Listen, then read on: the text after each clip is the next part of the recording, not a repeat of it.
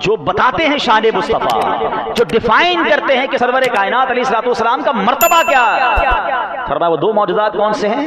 ان میں پہلا معجزہ ہے معراج کا معجزہ۔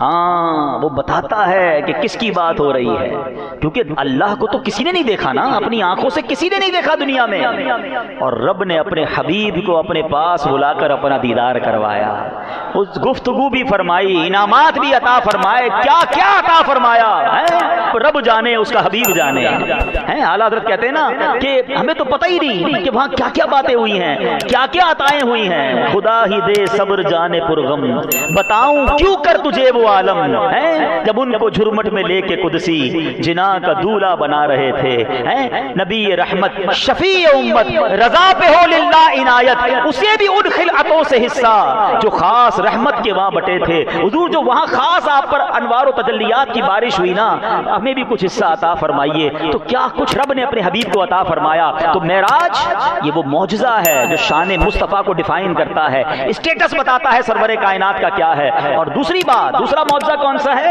فرمایا وہ سب سے بڑا معجزہ ہے، اور وہ معجزہ ہے قرآن مجید فرقان حمید کا۔ ہاں، قرآن وہ معجزہ ہے جس کو اعظم المعجزات کہا جاتا ہے، اور قرآن کے نازل ہونے والا مہینہ بھی آنے والا ہے نا، ماہ رمضان کی بھی آمد ہے، سبحان اللہ۔ اچھا، قرآن بڑا معجزہ کیوں؟ بہت ساری وجوہات ہیں، مگر ایک بات سمجھاؤں، اگر اس قرآن کو ہم کسی پہاڑ پر بھی نازل کرتے نا تو خشیت الہی کے سبب وہ ریزہ ریزہ ہو جاتا۔ It means there were no place، کائنات میں کوئی جگہ ہی نہیں تھی کہ جہاں قرآن نازل ہو سکتا، پہاڑ بھی نہیں اٹھا سک رہا تھا، اس کی ہیبت، اس کا بوجھ، اس وحی کی طاقت، تو پھر قرآن کہاں نازل کیا گیا؟ سبحان اللہ، قلب مصطفیٰ، سینہ مصطفیٰ کو وہ طاقت عطا فرمائی رب نے کہ قرآن ان کے سینے پر نازل فرمایا گیا۔ ہاں، 40 سال کی عمر تھی نا، اللہ اکبر، یا رسول اللہ صلی اللہ علیہ وسلم، یا غوث اعظم دستگیر۔ اب کیا ہوا؟ غار حرا ہے، پہلی وحی نازل ہونے والی ہے، وحی کا بوجھ آنے والا ہے نا، سینہ مصطفیٰ کو چاک کیا گیا۔ اوپن ہارٹ سرجری کی بات کرتے ہو نا، آج کہتے ہیں سائنس نے بڑی ترقی کی ہے، یہ بھی معجزہ مصطفیٰ ہے۔ 4 بار نبی پاک کے سینے کو کھولا گیا، کوئی درد نہیں، کوئی نشان نہیں۔ یہاں ڈاکٹرز بھی بیٹھے ہیں، پوچھو ان سے یہ کیسا آپریشن تھا کہ سینے کو بھی کھولا، قلب مبارک کو بھی کھولا، اس میں نور بھی بھر دیا گیا نبی پاک کے سے جسم اقدس پر کوئی نشان نہیں، کوئی درد نہیں ہے۔ اور اس کے بھی ریزن علماء نے بیان کیے کہ جو غار حرا میں قلب مصطفیٰ میں نور داخل کیا گیا، یہ پریپیئر کیا گیا سرکار دو عالم علیہ السلام کو کہ اب کلام اللہ نازل ہونا ہے، اب وحی نازل ہونی ہے، وہ اس کی جو ہیبت ہے، جو اس کی طاقت ہے، اس کو سبحان اللہ نبی پاک کے قلب اقدس کو اٹھانے کا وہ اور مزید برکتیں مل جائیں۔ بالکل اسی طرح جب نبی پاک کو رب کی بارگاہ میں لے جایا گیا نا، ہاں یہ بھی وہ سفر تھا، بڑی سائنس کی بات کرتے ہیں نا لوگ کہ جناب ٹائم ٹریول کی بات ہوتی ہے، سپر سونک ایئر کرافٹ کی بات ہوتی ہے، جناب مہینوں کا سفر دنوں میں۔ اب بتایا جا رہا ہے کہ کوئی نیا ایئر کرافٹ لا رہے ہیں جو اسپیس میں جائے گا، پھر واپس نیچے آئے گا، پاکستان سے ٹریول ہوگا، 2 گھنٹے میں امریکہ پہنچ جائیں گے۔ اتنی ترقی جناب سائنس نے، ہو سکتا ہے کوئی آج کا ماڈرن نوجوان کہتا کہ جناب سائنس نے تو اتنی ترقی کر لی، ہم نے تو کتابوں میں یہ پڑھا ہے کہ ہر نبی کو اس کے دور کے مطابق معجزہ دیا گیا، تو آپ کے نبی کے پاس جو آخری نبی ہیں، کوئی سائنس کا جواب بھی ہے، کوئی سائنس کے مطابق بھی معجزہ ہے کیا؟ اس سے بڑھ کر کوئی بات ہے؟ ارے دنیا کتنی تیزی سے سفر کر لے، آؤ میں بتاتا ہوں میرے مصطفیٰ کے سفر کی تیزی کا عالم کیا تھا۔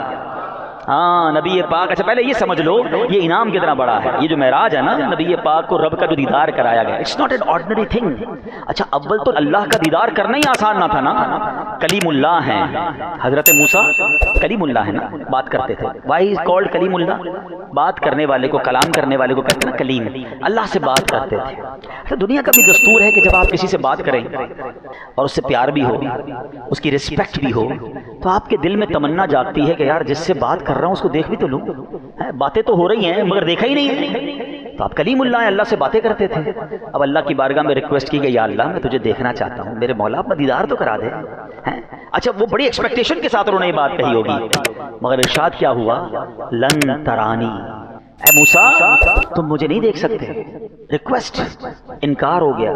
اب کیا ہوا؟ فرمایا کہ ٹھیک ہے، کوہ طور پر اللہ کریم کی ایک تجلی نازل کی جائے گی، اللہ کا دیدار نہیں، نور کی ایک تجلی، ریفلیکشن۔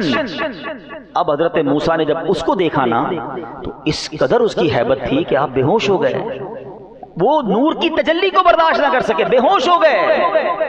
اچھا کلیم اللہ کہہ رہے ہیں اللہ دیکھنا ہے، جواب کیا ہے؟ لن ترانی۔ آج سمجھ لو کلیم اللہ اور حبیب اللہ میں فرق کیا ہوتا ہے۔ ہاں، understand the difference between claim Allah and Habib Allah. Claim Allah request کر رہے ہیں، انکار ہو رہا ہے، ڈینائل ہے، اور ادھر جبریل امین کو بھیجا جا رہا ہے کہ میرے حبیب کو میرے پاس لے آؤ۔ اب اتنا مشکل کام، اتنا ڈفرنٹ کہ وہاں وہ دیدار بھی نہیں کر پائے۔ اب یہ صلاۃ والسلام میں جو شعر پڑھتے ہیں نا، آج آپ کو ذرا صحیح طریقے سے سمجھ آ جائے گا۔ شاعر کہتے ہیں کہ فرق مطلوب و طالب کا دیکھے کوئی، قصہ طور و معراج سمجھے کوئی۔ Try to understand the difference between طور and معراج۔ قصہ طور و معراج سمجھے کوئی بے ہوش جلووں میں گم ہے کوئی، کس کو دیکھا یہ موسیٰ سے پوچھے کوئی، آنکھ والوں کی ہمت پہ لاکھوں سلام۔ یہ شان ہے میرے آقا کی، ٹھیک ہے۔ اچھا اب بلایا کس شان سے گیا یہ بھی ذرا سمجھنا ہے۔ 15ویں پارے کی پہلی آیت ہے، سبحان اللہ، جہاں معراج کے واقعے کا کیا شاندار انداز میں ذکر ہے۔ بسم اللہ الرحمن الرحیم، سبحان الذی اسری بعبدہ لیلا من المسجد الحرام الی المسجد الاقصی۔ آسان ترجمہ قرآن کنز العرفان، پاک ہے وہ ذات جس نے اپنے خاص بندے کو رات کے کچھ حصے میں مسجد حرام سے مسجد اقصی تک سیر کرایا، ٹھیک ہے۔ اب ذرا سمجھیے گا بات، جب بھی پروٹوکول دیکھیں اس پورے سفر کا جو خوبصورت پروٹوکول ہے نا، کہ اب آپ نے کسی شخصیت کو، نارمل آدمی کو بلانا ہو، مثال کے طور پہ آپ نے اپنے آفس سے کسی بندے کو بلانا ہے، آپ کیا کہتے ہیں؟ ذرا گھر پہ آ جانا یا آفس آ جانا، آپ کو پتہ خود ہی آ جائے گا، موٹر سائیکل پہ آ جائے گا، رکشا کرا کے آ جائے گا، آپ بادر نہیں کرتے کیسے آئے گا۔ کسی مہمان کو بلانا ہو، با عزت شخصیت کو بلانا ہو، آپ کہتے ہیں حضور کنوینس کا انتظام ہے یا ورنہ میں اپنی گاڑی بھیج دوں۔ اچھا یہ بھی ایک نارمل حد تک ہے، لیکن واقعی کوئی بہت اہم شخصیت ہے تو آپ اپنی گاڑی بھیجتے ہیں۔ اور اس سے بھی زیادہ کوئی بلیوڈ، کوئی بہت ریسپیکٹفل آپ کے پیر صاحب ہوں، آپ خود جاتے ہیں، یا اپنے گھر کے کسی مین آدمی کو بھیجتے ہیں کہ بھائی جا کر بزرگوں کو ادب سے لے آؤ، ہے نا۔ یہ پروٹوکول دنیا میں بھی ہے۔ اللہ کریم نے اپنی بارگاہ میں اپنے حبیب کو بلانا تھا تو بلانے کے لیے بھیجا کس کو؟ فرشتوں کے سردار ہیں، روح الامین، جبریل امین، وہ آ رہے نبی پاک کے پاس۔ اچھا کمال دیکھیں کہ پیارے آقا تو آرام فرما رہے تھے، ام ہانی رضی اللہ تعالیٰ عنہ کے گھر نبی پاک آرام فرما رہے ہیں۔ اچھا اس معراج کی بہت ساری حکمتیں ہیں، میں پچھلے بیانات میں حکمت معراج پر بہت بات کر چکا ہوں، تو میں آج بہت زیادہ حکمتوں پر بات نہیں کروں گا، مگر ایک بڑی خوبصورت بات، یہ جو سال تھا نا، جس سال نبی پاک کو معراج کروائی گئی، ٹھیک ہے، اس کو عربی میں عام الحزن کہتے ہیں، غموں کا سال۔ اس سال بڑے غم لگے تھے نبی پاک علیہ السلام۔ حضرت خدیجہ کا انتقال اسی سال ہوا تھا، نبی پاک کے چچا ابو طالب کا انتقال بھی اسی سال ہوا۔ یہی وہ سال تھا جب نبی پاک کو طائف کے میدان میں معاذ اللہ پتھر برسائے گئے، یعنی ہر طرف سے مشکلات، ہر طرف سے ڈیفیکلٹیز، غم۔ ہمارے یہاں کیا ہوتا ہے، ہمارے فیملی میں اگر کسی کو کوئی بڑا غم لگ جائے، ہمارے کسی فیملی ممبر کو کسی کا انتقال ہو جاتا ہے بعض اوقات، یا کسی بڑے حادثے سے کوئی گزرتا ہے، ٹراما میں ہوتا ہے، تو ہم کیا کرتے ہیں کہ یار اس کو ذرا تھوڑی سی کہیں سیر کراؤ، یا اس کو کوئی اچھا سا گفٹ دو، اس کو اس غم سے نکالنا ہے، مل کے ذرا اس کے اندر ہیپینس داخل کریں۔ یہ ٹراما میں ہے، یہ تکلیف میں ہے، ہم اپنے کسی قریبی ساتھی کو غم میں نہیں دیکھ سکتے، فیملی ممبر کو ہم غم میں نہیں دیکھ پاتے، ہم کہتے ہیں بڑا غمگین ہے یار، کچھ کرو اس کے لیے۔ آئے ہائے ہائے، اب سمجھو میرے رب کو اپنے حبیب سے پیار کیسا ہے۔ حبیب غمزدہ ہے نا صلی اللہ تعالی علیہ وسلم، نبی پاک کے دل اقدس پر غم ہے، اس غم کا مداوا کیا کیا گیا کہ رب نے انہیں معراج عطا فرما دی، اپنا دیدار کروایا، اپنا مہمان بنایا۔ اور سنو سواری کون سی بھیجی؟ دنیا کی کوئی سواری نہیں تھی، جنت کی سواری براق بھیجا گیا، نبی پاک کو براق پر سوار کروا کر۔ اچھا ٹریول کی سپیڈ کیا تھی؟ آج لوگ کہتے ہیں یار سپورٹس کار بڑی تیز چلتی ہے، ارے اس سے زیادہ جناب جاپان کی ٹرین بتاتے ہیں وہ 500 کلومیٹر کی رفتار سے چلتی ہے، ارے جناب بڑی فاسٹ ایئر کرافٹ آ گئے ہیں۔ سنو یہ کیسا سپیڈی ٹریول تھا کہ نبی پاک اس رات مسجد اقصی بھی گئے، انبیاء کی امامت بھی کی، انبیاء سے ملاقات اور گفتگو بھی کی، پہلے آسمان پر پہنچے، وہاں نبیوں سے ملاقات، دوسرے تیسرے چوتھے پانچویں چھٹے ساتویں آسمان، پھر سدرۃ المنتہا پر پہنچے جہاں جبریل امین بھی پیچھے رہ گئے، کہتے حضور آگے میں بھی نہیں جا سکتا، کوئی آگے نہیں جا سکتا۔ اب اللہ کے حبیب علیہ السلام آگے جاتے ہیں اور سبحان اللہ رب کی بارگاہ میں پہنچ جاتے ہیں، اللہ سے ہم کلام ہوتے ہیں، 50 نمازیں عطا ہوتی ہیں، پھر واپس آتے ہیں، طویل واقعہ ہے، حضرت موسیٰ کے کہنے پر پھر جاتے ہیں، لوگ کہتے ہیں نبی پاک کو ایک بار دیدار نصیب ہوا، ارے اس ایک رات میں کتنی بار دیدار نصیب ہوا کہ بار بار جاتے ہیں اور 5 نمازیں بھی کروا لی، جنت کے طبقات بھی دیکھے، دوزخ کے طبقات بھی ملاحظہ فرمائے، عذاب بھی دیکھے، یہ سارا ٹریول کر کے میرے آقا جب واپس آتے ہیں تو حدیث کی کتابوں میں لکھا ہے جس بستر کو چھوڑ کے گئے تھے وہ بستر ابھی بھی گرم تھا، وضو کیا تھا پانی بہ رہا تھا، آقا واپس آئے پانی اس وقت بھی بہ رہا تھا۔ یہ سارے کام سیکنڈوں میں ختم ہو جاتے ہیں۔ آج ٹھنڈی رات آپ بستر سے اٹھیں، تھوڑی دیر بستر گرم رہتا ہے، اس کے بعد بستر نارمل ہو جاتا ہے، وضو کریں، پانی کتنی دیر بہتا ہے؟ چند سیکنڈ بہتا ہے، پھر رک جاتا ہے۔ اس کا مطلب یہ ہوا کہ سرور کائنات یہ صدیوں کا سفر کر کے واپس آئے ہیں، مگر وقت وہیں رکا ہوا ہے، کائنات وہیں رکی ہوئی ہے۔ ارے سائنس کو اس سے بڑا جواب کیا ہو سکتا ہے کہ میرے حبیب نے وہ سفر کیا کہ جناب کائنات میں وقت ہی نہ گزرا اور یہ سارا ٹریول پورا ہو گیا۔ سبحان اللہ۔ اب عقل کہتی ہے، لاجک کہتی ہے کیسے ممکن ہے؟ میں اس کا جواب آپ کو عشق کی زبان میں دے دیتا ہوں۔ ہم سب گھڑی پہنتے ہیں، اس میں سیل ہوتا ہے نا، گھڑی سے سیل نکال لو تو گھڑی رک جاتی ہے، تھوڑی دیر بعد پھر سیل لگائیں تو ٹک ٹک ٹک ٹک کر کے چلنا شروع ہو جاتی ہے۔ ایسا ہی ہے نا؟ دراصل بات یہ ہے کہ میرے آقا اس کائنات کی جان ہے، وہ جو نہ تھے تو کچھ نہ تھا، وہ جو نہ ہو تو کچھ نہ ہو، کیوں؟ جان ہے وہ جہان کی، جان ہے تو جہان ہے۔ ارے جب کائنات کی جان ہی چلی گئی تھی تو کائنات رک گئی تھی، آقا سفر کر کے واپس آئے، کائنات نے پھر چلنا شروع کر دیا۔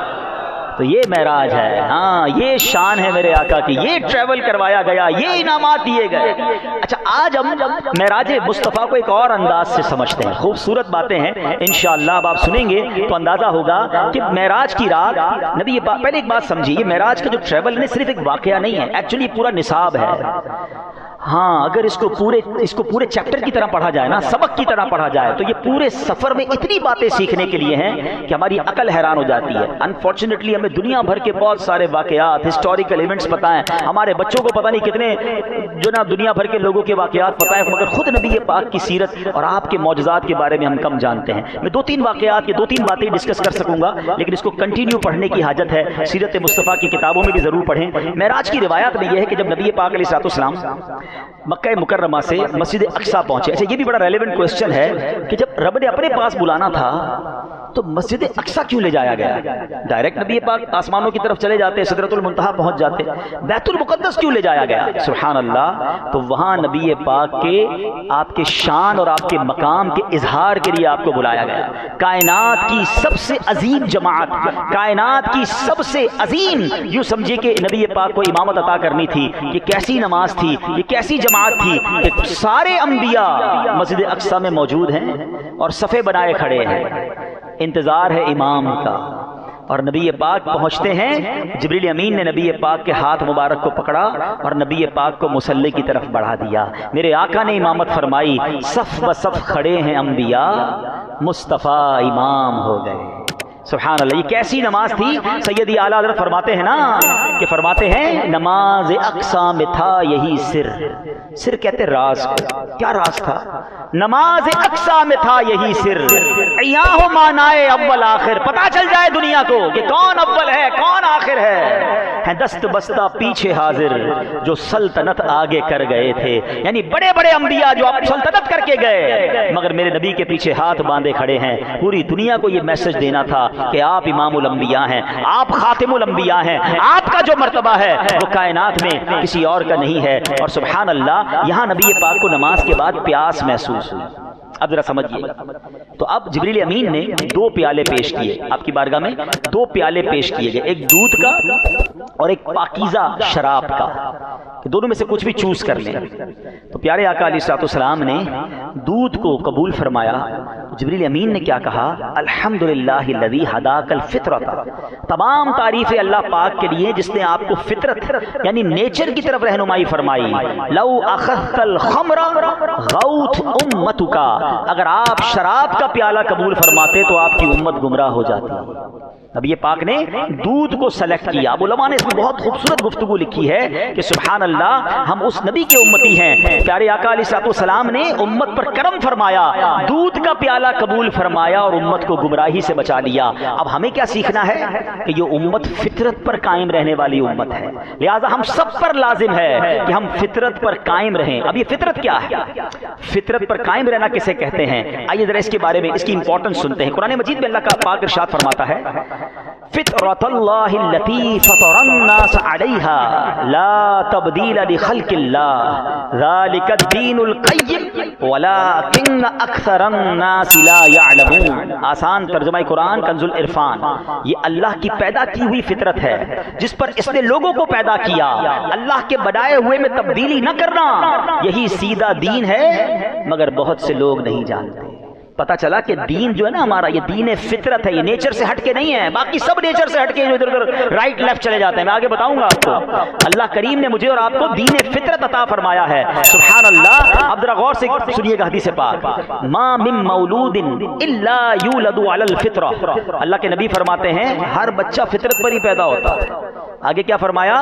فَأَبَوَاهُ يُهَوِّدَانِهِ أَوْ يُنَصِّرَانِهِ, یعنی اس کے ماں باپ ہوتے ہیں, اس کے پیرنٹس ہوتے ہیں جو اسے یہودی یا نصرانی بنا دیتے ہیں. ماں باپ کو دیکھ کر, رشتہ داروں کو دیکھ کر پھر وہ کوئی اور مذہب اختیار کرتا ہے. اس کو اور اچھی انداز سے سمجھیے گا. ایک آج کل ایتھیزم بہت بڑھ رہا ہے. بدقسمتی سے دنیا میں لوگ دین سے ہی بیزار ہوتے جا رہے ہیں. اللہ کو بھی نہیں مانتے, دین کو بھی نہیں مانتے. تو ایک بار کیا ہوا, امام جعفر صادق, ایک بندہ آیا جو کہتا ہے میں کسی دین کو نہیں مانتا, میں اللہ کو بھی نہیں مانتا. معاذ اللہ, ایتھیزم والا تھا, ایتھیسٹ تھا, دہریہ جس کو کہتے ہیں. تو آپ نے کہا کبھی تم نے سمندری سفر کیا ہے؟ کہتا ہاں کیا ہے. کوئی خوفناک واقعہ تمہارے ساتھ پیش آیا ہے؟ کہتا ہاں بڑا خوفناک واقعہ. فرمایا بتاؤ کیا واقعہ تھا؟ کہتا واقعہ یہ تھا سمندر میں جا رہا تھا, کشتی بھی تھی, ملاح بھی تھا جو کشتی چلانے والا تھا. اچانک طوفان آ گیا, بڑی خطرناک موجیں آئیں, میری کشتی پرچے اڑ گئے اور ملاح بھی ڈوب گیا. میں پریشان, میں نے ایک تختہ پکڑ لیا, تختے کو لے کر چلتا رہا, آخر کار وہ تختہ بھی ٹوٹ گیا. اب اتنا بڑا سمندر, میں اکیلا, پھر بھی میں تیرتا رہا. اچانک موجیں آئیں, موجوں نے اٹھا کر مجھے ساحل پر پھینک دیا اور میں بچ گیا. امام جعفر صادق رحمۃ اللہ تعالیٰ نے کیا فرمایا ذرا سنیے گا. آپ نے فرمایا کہ جب تم سمندر میں اترے تھے تمہیں کشتی پر اور ملاح پر اعتماد تھا, کشتی چلانے والے پر. اس کے بعد کشتی تمہاری پرچے اڑ گئی, ٹوٹ گئی, پھر تم نے تختہ پکڑ لیا, تمہیں تختے پر اعتماد تھا. اس کے بعد تختہ بھی چلا گیا. اب تو تم تنہا تھے نا, پھر کسی پر امید تھی تمہیں کہ تم بچ جاؤ گے؟ کہتے ہیں ہاں دل کے کسی کونے میں امید ضرور تھی کہ شاید میں بچ جاؤں گا, میں اسی لیے تیرتا رہا. حضرت امام جعفر صادق نے پتہ کیا کہا؟ سبحان اللہ. آپ فرماتے ہیں یہ جو تمہیں خوفناک حالت میں بھی جو تجھے ایک امید تھی نا تو بچ جائے گا, جس ہستی پر تجھے بھروسہ تھا اسی کو خدا کہتے ہیں. تیرے دل میں جو یہ آخری امید جو تھی نا, یہی وہ رب ہے جس نے امید ڈالی تھی تیرے دل میں, اس نے تجھے ڈوبنے سے بچا لیا. اللہ اکبر. وہ سوچنے لگا کہ بات تو ٹھیک ہے, کلمہ پڑھ کر مسلمان ہو گیا. تو ہمارا دین ایکچولی دین فطرت ہے. ہمیں نیچر سے ہٹ کے کچھ نہیں کرنا, ہمیں نیچر کو فالو کرنا ہے. اور میں آپ کو یہ بھی بتاؤں کہ احادیث میں فطرت کی عادتیں بھی بتائی گئی ہیں جو اللہ پاک نے جس فطرت پر مجھے اور آپ کو بنایا ہے. انفارچونیٹلی آج کل لوگ فطرت کو خود چینج کر رہے ہیں. اسلام کو برا بھلا کہنے والے ایکچولی خود فطرت اور اسلام کے خلاف جا رہے ہیں. سنیے, ہماری امی جان بی بی عائشہ صدیقہ طیبہ طاہرہ رضی اللہ تعالیٰ فرماتی ہیں کہ رسول پاک علیہ الصلوۃ والسلام نے فرمایا 10 چیزیں فطرت سے ہیں. اب ان 10 میں سے کچھ بھی بیان کر دیتا ہوں جو فطرت سے ہیں. فرمایا مونچھیں چھوٹی کرنا, داڑھی کو بڑھانا, مسواک کرنا, ناک میں پانی چڑھانا, ناخن کاٹنا, بغل اور ناف کے نیچے کے بالوں کو صاف کرنا. فرمایا پانی سے استنجا کرنا. یہ سب انسانی فطرت میں سے ہیں. اب آج دیکھیں ماڈرنائز کے نام پر ان میں سے کتنی چیزیں چینج ہوتی جا رہی ہیں. اب داڑھی رکھنے والے کم ہو گئے, وہ سمجھتے داڑھی رکھنے والا کوئی عجیب ہے. نہیں, داڑھی فطرت میں ہے, اس کو نہ رکھنے والا فطرت کے خلاف کر رہا ہے. اور یہ تمام چیزیں جو بیان کی گئی یہ ہماری فطرت سے ہیں اور یہ انسان کے نیچر کے قریب ہیں, مگر بدقسمتی سے لوگ اس کو فالو نہیں کرتے. اے میرے پیارے اسلامی بھائیوں, اب آگے چلتے ہیں. سفر معراج میں ایک تو فطرت کے بارے میں سیکھنے کو ملا کہ ہمیں فطرت پر باقی رہنا ہے. پھر فرمایا کہ سفر معراج میں یہ ایکچولی سفر جو تھا نا یہ علم دین حاصل کرنے کے لیے سفر تھا. ہاں, نبی پاک علیہ الصلوۃ والسلام کو رب نے حکم فرمایا وقر رب زدنی علما, عرض کرو اے میرے رب میرے علم میں اضافہ فرما. آپ دعا کرتے تھے, بار بار دعا کرتے تھے, اے اللہ میرے علم میں اضافہ فرما. تو سبحان اللہ, یاد رکھیے کہ یہ ایک ایسا سفر تھا, اس میں نبی پاک کو ایک ایسا علم عطا کرنا تھا جس کا علم کائنات میں کسی کو بھی نہیں تھا کہ سدرۃ المنتہا سے آگے کیا ہے. فرشتے بھی نہیں جا پا رہے, جبریل امین بھی نہیں جا پا رہے, وہاں اللہ کے رازوں میں سے راز تھے.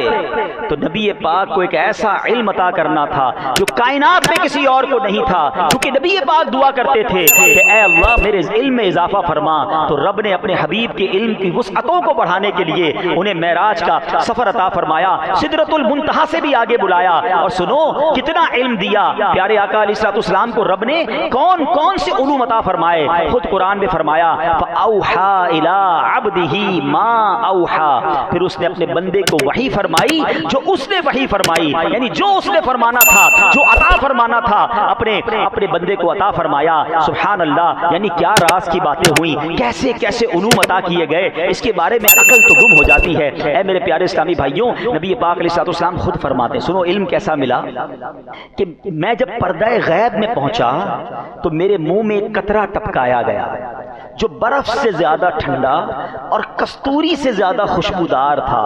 اس قطرے میں اولین و آخرین یعنی اگلے پچھلوں کا علم تھا جو میرے دل میں ڈال دیا گیا. اس مفہوم کی ایک اور حدیث پاک ترمذی شریف میں ہے جس میں پیارے آقا علیہ الصلوۃ والسلام نے فرمایا, مشرق و مغرب یعنی ایسٹ اینڈ ویسٹ کے درمیان میں جو کچھ ہے وہ سب میں نے جان لیا. اچھا, اب عجیب و غریب ڈیبیٹ ہوتی ہے آج کل, پتہ نہیں کیوں لوگ کنفیوژن پھیلاتے ہیں. اچھا دو باتیں کر لیتا ہوں, چلے ماشاءاللہ سفر معراج کی باتیں تو جاری ہیں, کچھ عقیدے کی بھی کلیریفیکیشن, کچھ کنفیوژن کی بھی کلیریفیکیشن ہونی چاہیے. اچھا جب شب معراج آتی ہے نا, ماشاءاللہ ہماری مسجد فل ہے, اور کیوں آئے ہیں آپ سب, آپ کو نبی پاک سے محبت ہے, آج کی رات آپ خوش ہیں, عاشقان رسول کے چہرے جھوم رہے ہیں. آج سچی باتیں کہتے ہیں ہم بھی ہواؤں میں اڑ رہے ہیں کہ ہمارے آقا پر ایسی مہربانی ہوئی ہے اور ہم ان کے امتی ہیں, اور ہونا بھی یہی چاہیے. جس سے پیار ہو اس کے ہر عروج سے پیار ہوتا ہے. مگر آج کی رات بھی کچھ لوگ کنفیوژن پھیلا رہے ہوتے ہیں کہ جناب یہ جو معراج تھی نا, یہ فزیکل نہیں تھی, یہ تو خواب میں ہوئی تھی. ٹھیک ہے جناب, پتہ نہیں کیا پرابلم ہے, جب بھی نبی پاک کی شان بیان ہوتی ہے کچھ لوگوں کو ٹینشن شروع ہو جاتی ہے. اچھا یہ جھگڑا آج سے نہیں ہے, یہ پرابلم اسی زمانے سے ہے. اب میں آج کلیئر کر دیتا ہوں آپ کو, بچے نوجوان کافی سارے آئے ہوئے ہیں. 27 رجب کی صبح نبی پاک علیہ الصلوۃ والسلام نے کلیم کیا, اہلیان مکہ کو جمع کر کے, صحابہ کرام بھی تھے اور اس زمانے میں کفار بھی تھے, اتنا اسلام تو پھیلا نہیں تھا, کفار زیادہ تھے, مسلمان تھوڑے تھے. تو نبی پاک نے کلیم کیا کہ میں رات کے تھوڑے حصے میں بیت المقدس بھی ہو کر آیا ہوں, آسمانوں کی سیر بھی کر کے آیا ہوں. تو صحابہ تو انجوائے کرنے لگے, خوش ہو گئے, وہ تو ایمان رکھتے تھے نبی پاک پر.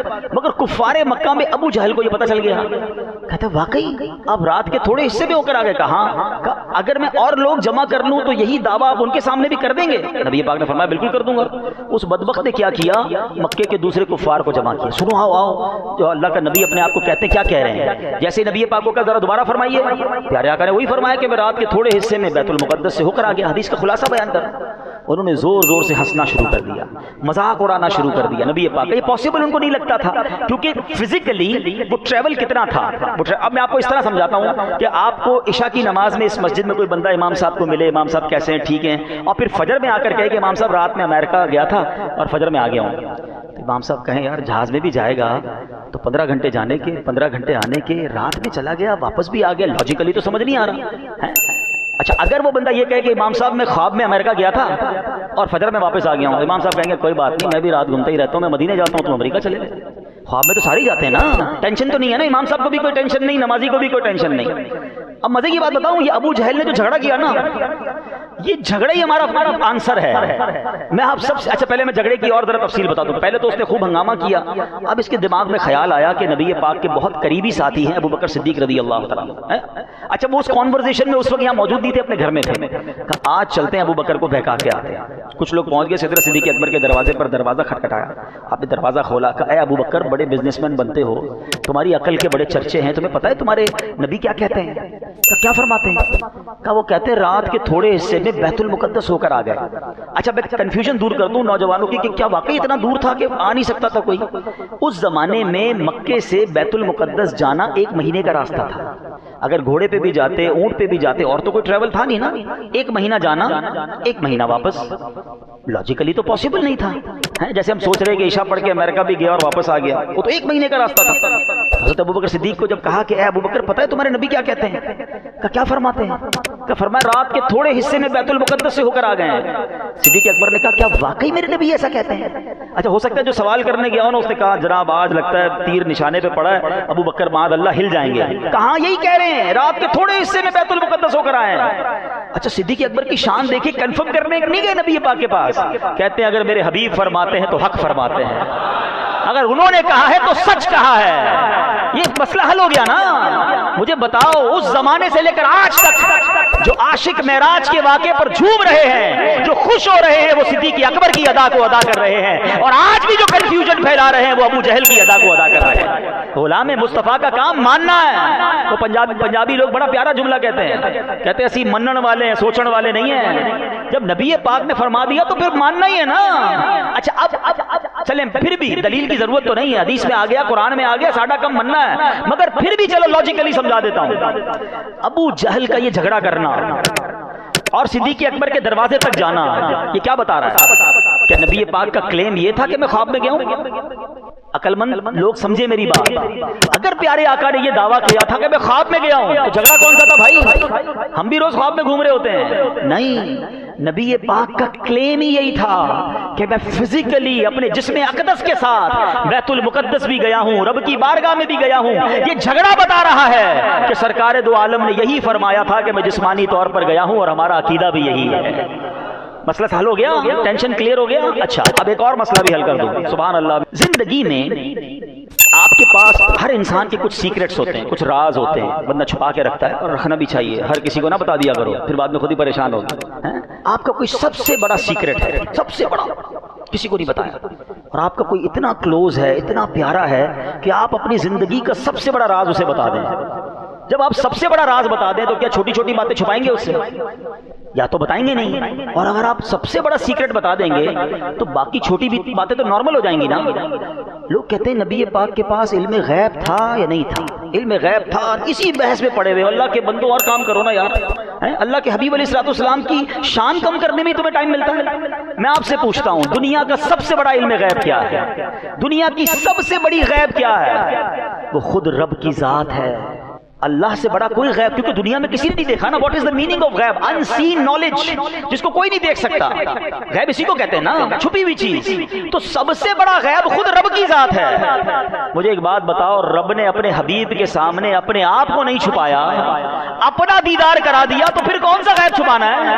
یہ پوری بات اعلیٰ حضرت نے کہتے ہیں نا، عقیدہ علم غیب میرے رضا نے ایک شعر میں سمجھا دیا ہے۔ وہ فرماتے ہیں اور کوئی غیب کیا تم سے نہا ہو بھلا۔ نہا کہتے ہیں چھپنا۔ حضور اور کون سا غیب آپ سے چھپ سکتا ہے؟ اور کوئی غیب کیا تم سے نہا ہو بھلا، جب نہ خدا ہی چھپا تم پہ کروڑوں درود۔ جب خدا نے اپنے آپ کو آپ کے سامنے ظاہر کر دیا تو رب نے اور کیا چھپانا ہے؟ تو سبحان اللہ، رب نے اپنے حبیب کو بہت کچھ عطا فرمایا ہے، بہت سارے غیب کے علوم عطا فرمائے۔ ہاں یہ فرق سمجھنا ہوگا، جو لوگ کنفیوز ہوتے ہیں علم غیب میں۔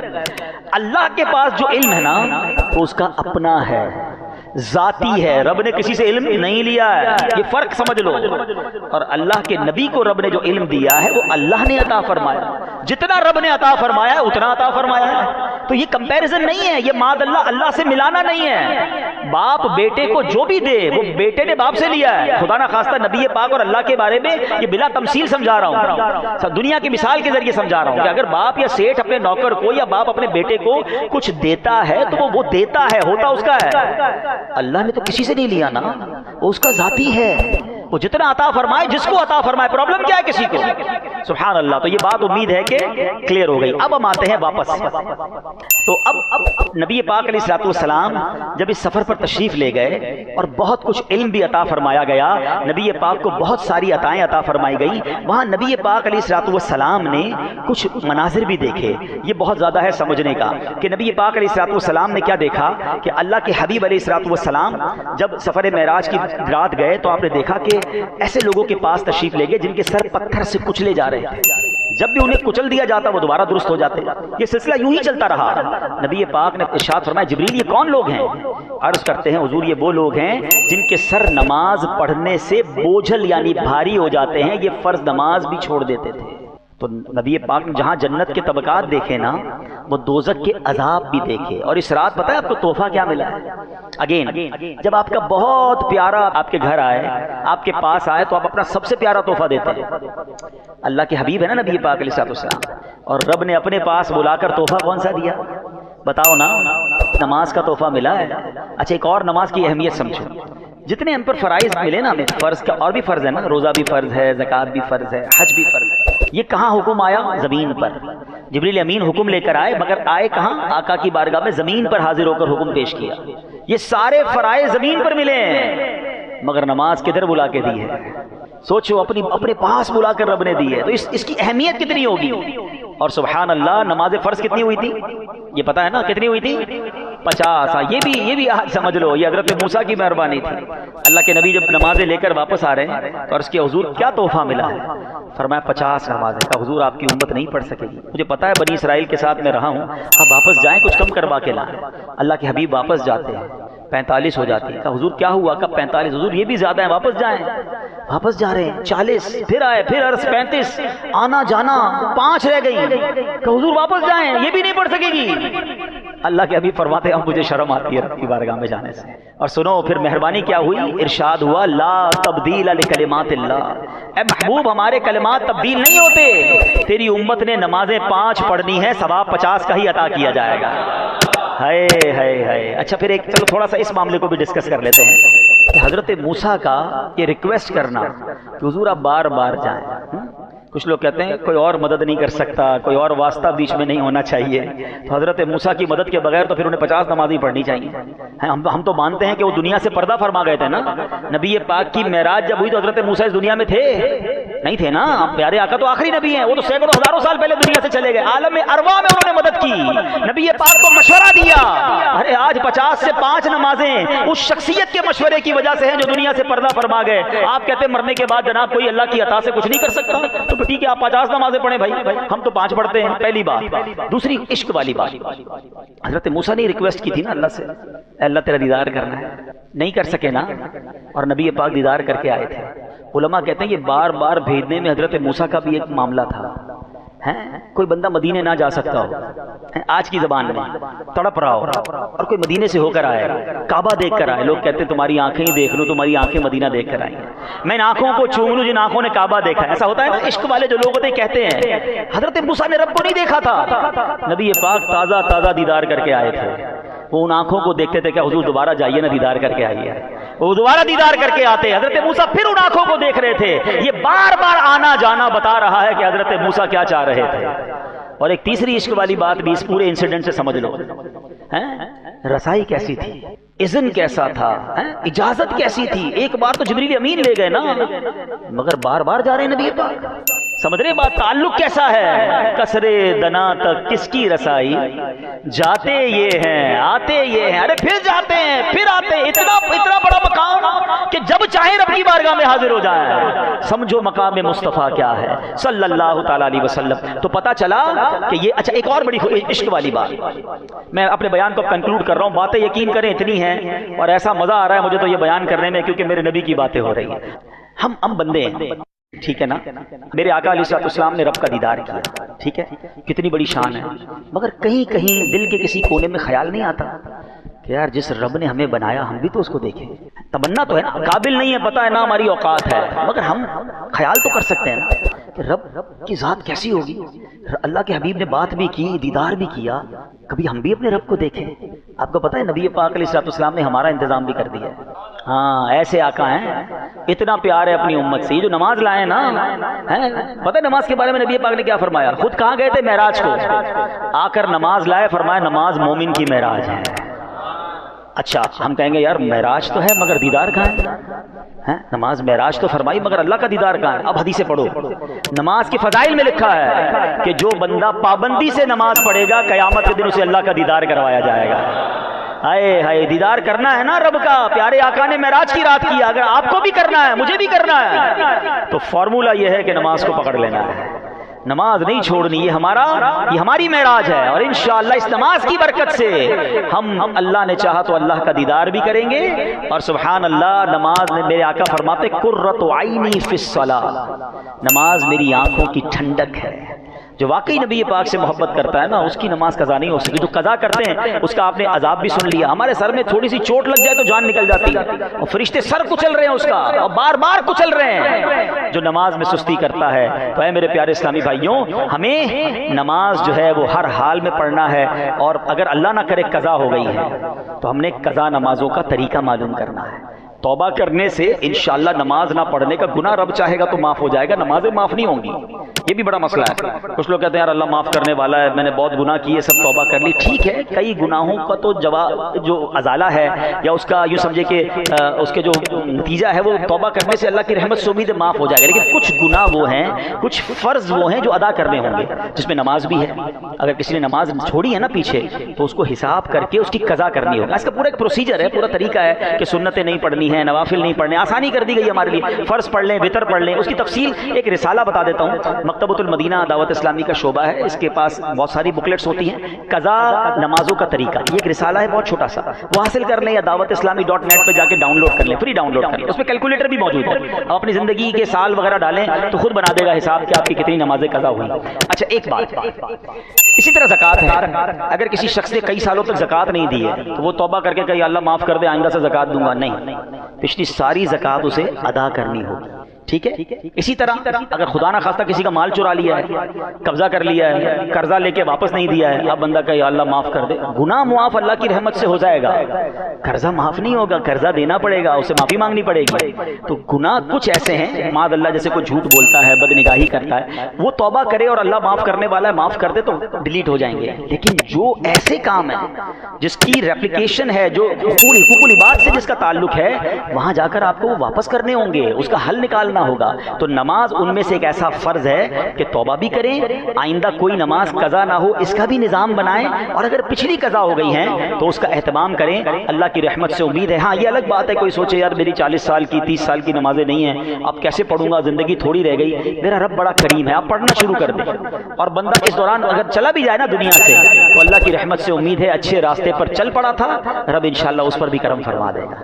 مگر کرنے والے تو بنے نا، انٹینشن تو کریں کہ بھئی اب میں قضا بھی کروں گا اور اگلی انشاءاللہ ادا بھی کروں گا۔ تو الحمدللہ عز و جل ایسی پیاری باتیں دعوت اسلامی کے پیارے ماحول میں سکھائی جاتی ہیں، ہمیں نماز کی پابندی کا درس دیا جاتا ہے، عشق رسول کا درس دیا جاتا ہے، اللہ رسول سے جڑنے کا درس دیا جاتا ہے، تو اس مدنی ماحول سے وابستہ رہیں۔ روایتوں میں آتا ہے، حضرت ابو ہریرہ رضی اللہ عنہ فرماتے ہیں جو کوئی 27 رجب کا روزہ رکھے اللہ عز و جل اس کے لیے 60 مہینوں کے روزوں کا ثواب لکھے گا۔ سیدنا سلمان فارسی رضی اللہ عنہ سے مروی ہے، اللہ پاک کے آخری نبی محمد عربی صلی اللہ علیہ وسلم نے فرمایا رجب میں ایک دن اور رات ہے، جو اس دن روزہ رکھے اور رات کو قیام کرے تو گویا اس نے 100 سال کے روزے رکھے، اور یہ رجب کی 27 کی رات ہے۔ اللہ پاک ہم سب کو عمل کرنے کی توفیق عطا فرمائے، آمین بجاہ النبی الامین صلی اللہ تعالی علیہ وسلم۔